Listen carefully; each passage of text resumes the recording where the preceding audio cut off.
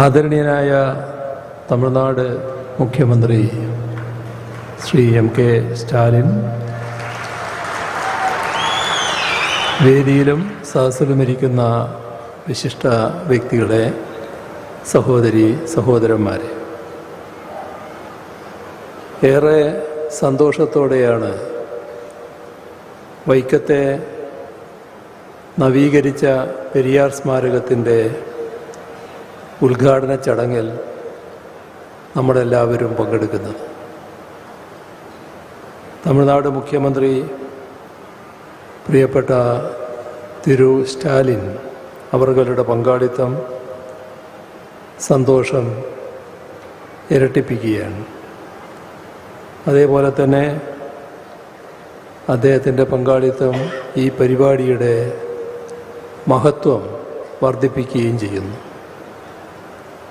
ഇന്ത്യയിലാകെയുള്ള സാമൂഹ്യ പരിഷ്കർത്താക്കളുടെ മുൻനിരയിലാണ് പെരിയാർ എന്ന EV രാമസ്വാമി നായ്ക്കരുടെ സ്ഥാനം.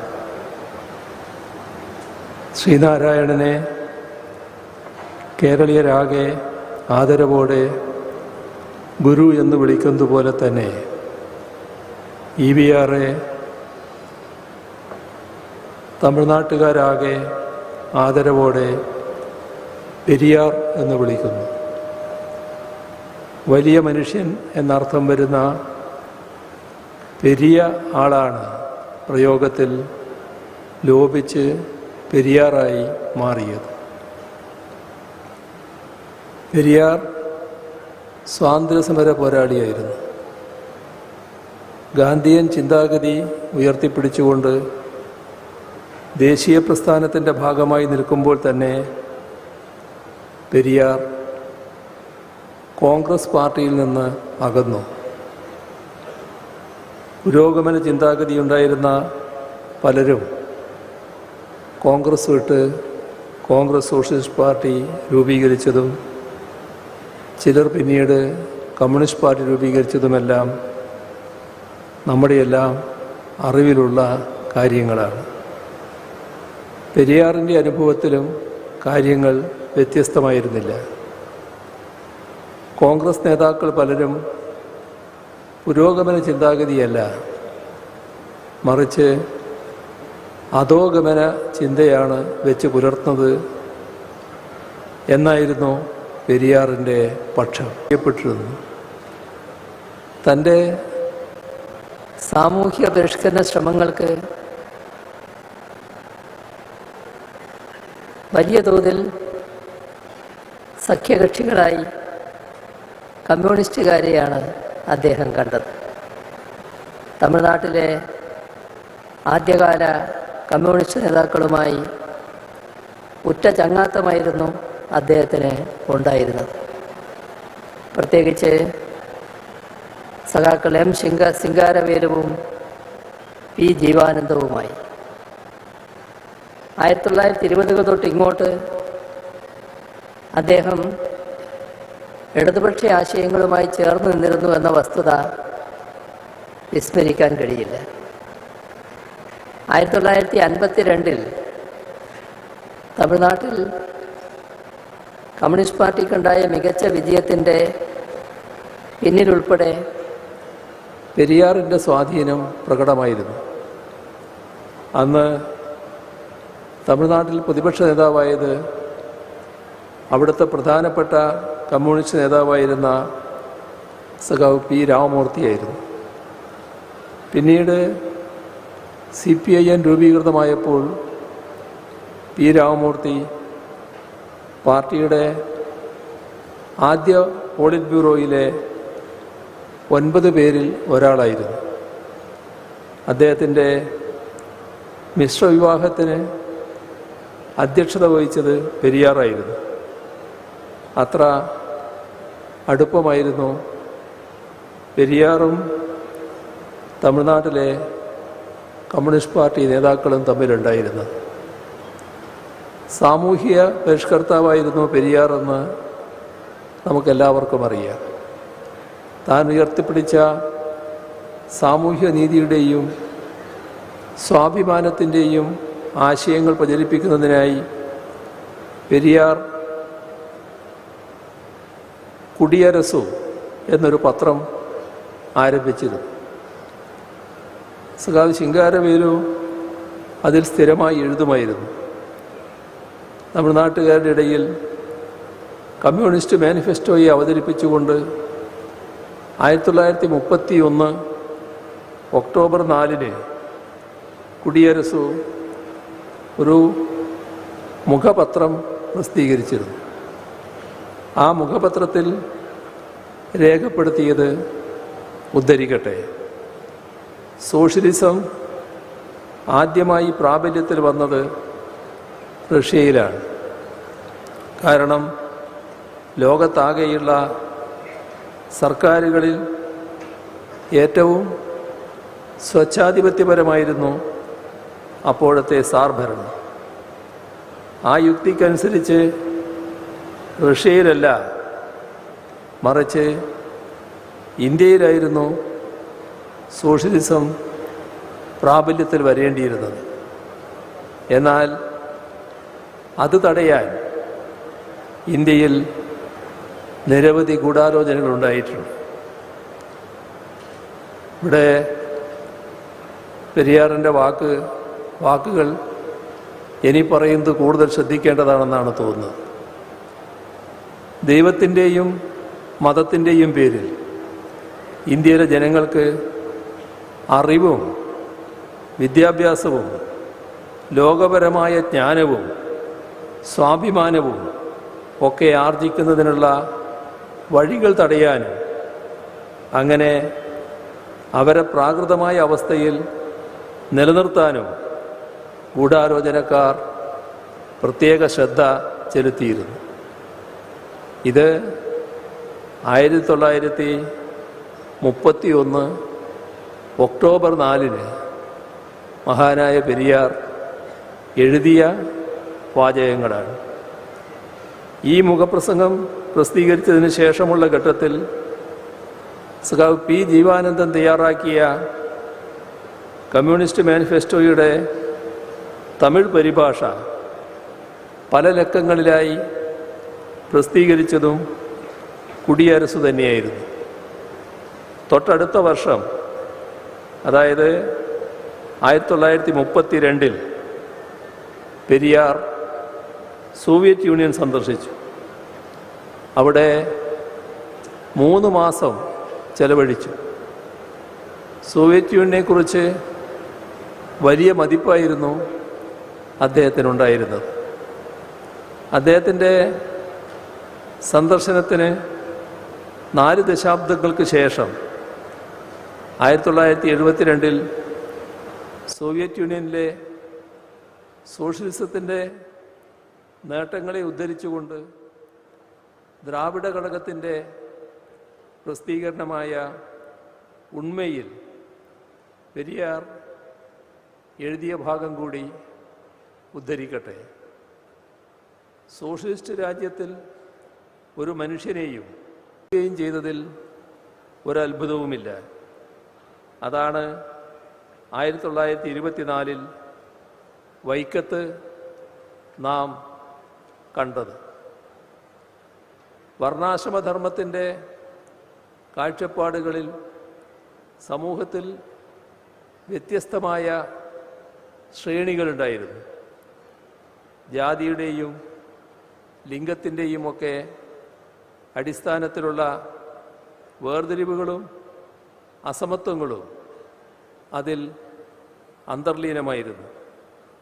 അതുകൊണ്ട് തന്നെ ആർക്കെല്ലാമാണ് ആരാധനാലയങ്ങളിൽ പ്രവേശിക്കാവുന്നത് എന്നും ആർക്കെല്ലാമാണ് വഴി നടക്കാൻ സ്വാതന്ത്ര്യം ഉണ്ടാവേണ്ടതെന്നും ഒക്കെയുള്ള വ്യവസ്ഥകൾ അതിൻ്റെ ഭാഗമായി ഉണ്ടായിരുന്നു.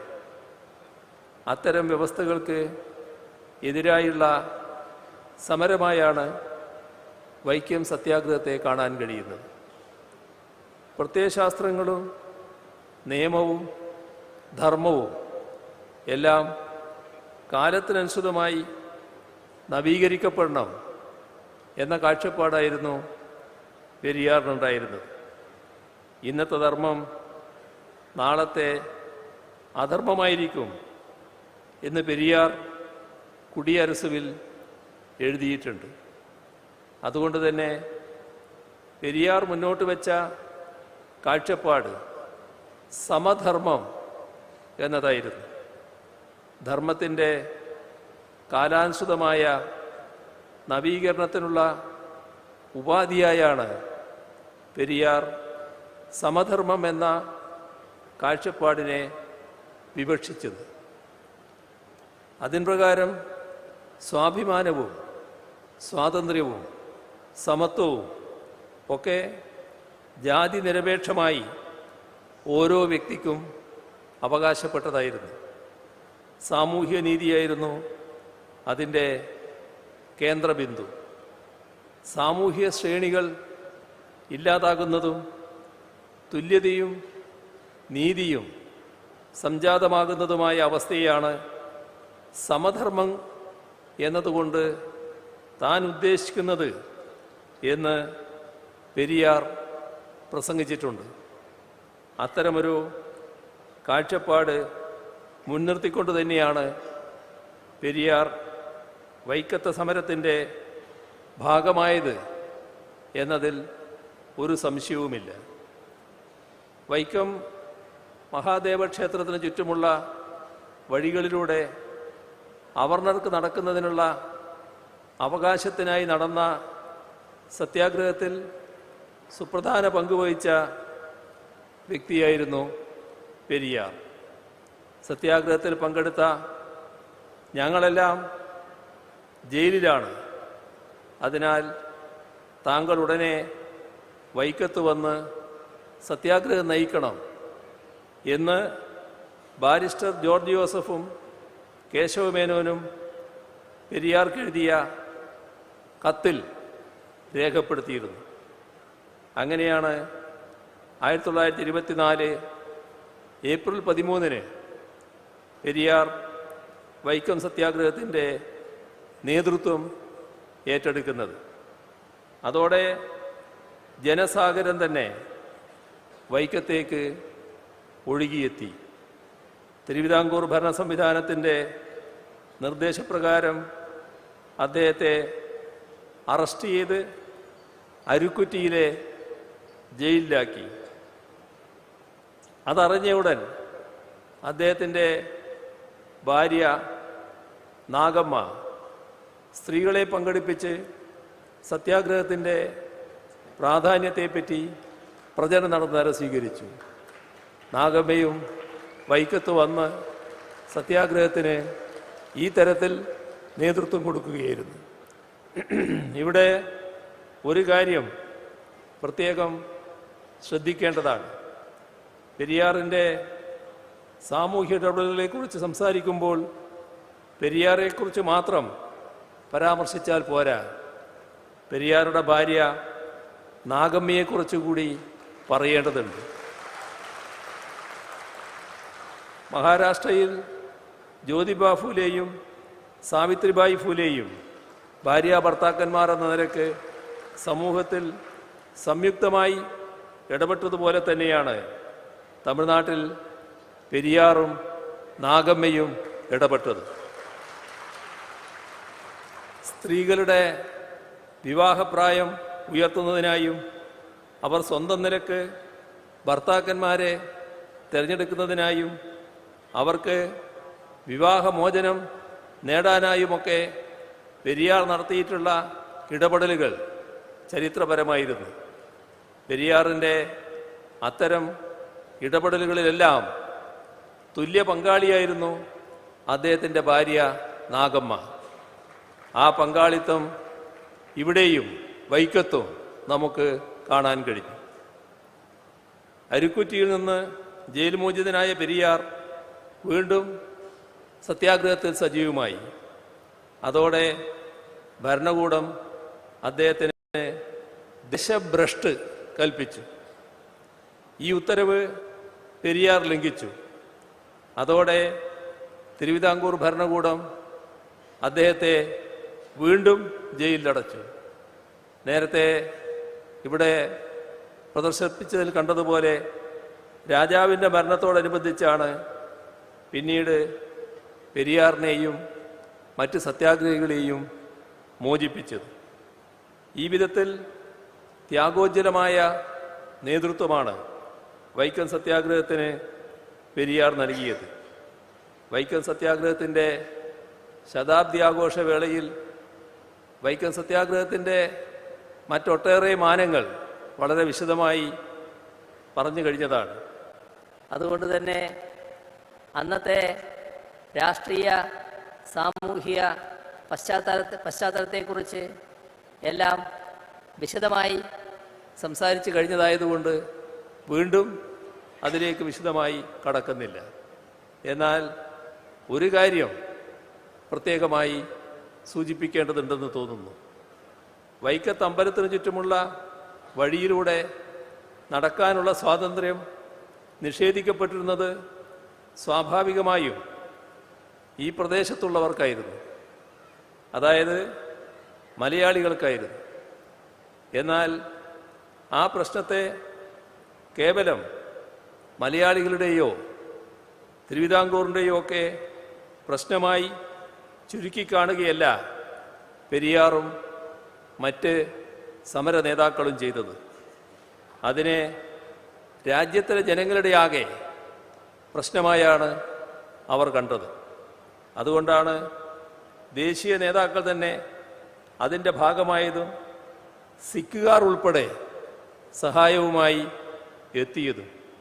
ആ നിലക്ക് അതിർവരമ്പുകൾക്കതീതമായ സഹവർത്തിത്വവും സഹകരണവുമാണ് വൈക്കം സത്യാഗ്രഹത്തിൽ നമുക്ക് കാണാൻ കഴിയുന്നത്.